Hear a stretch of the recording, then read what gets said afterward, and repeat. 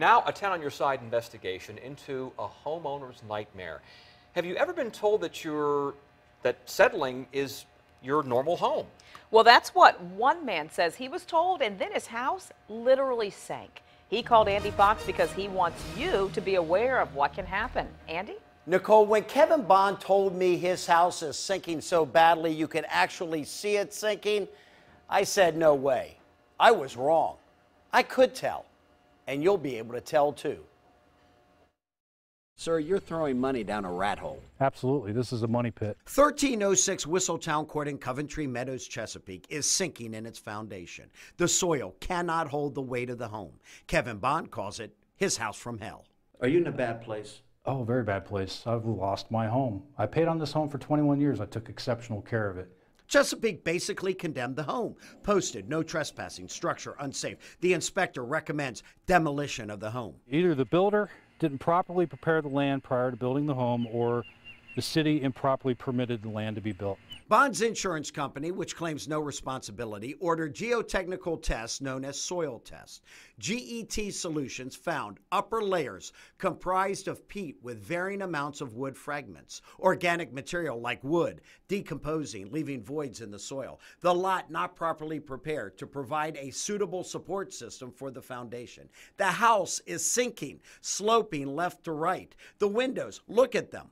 The stair step cracking on brick, severe cracking on concrete driveway, cracked walls inside, uneven stove that needs to be jacked up. Settlement began at construction 20 years ago, has continued to the present. It's almost like being in a fun house. Just, you can feel yourself walking downhill. That's right. Bond says he complained 4 months after moving in to Ashton Builders, who built the home in 1994. They said it was due to settling, it was new construction, and that was normal. The soil report again and again makes it clear what was going on not normal. Bond asks you, is this normal? Ready? Yes, sir.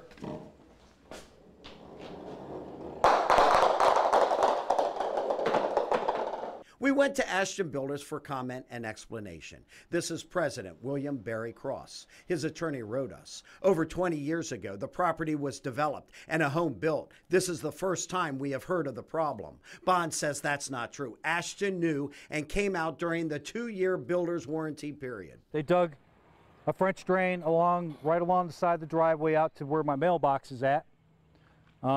That didn't work at all. Barry Cross told 10 on your side the lot and home were properly permitted by the city. These inspection summaries clearly show 20 years ago Chesapeake approved the final permits and issued an occupancy permit. But today, the structure was unsafe, that it appeared that the slab was sinking.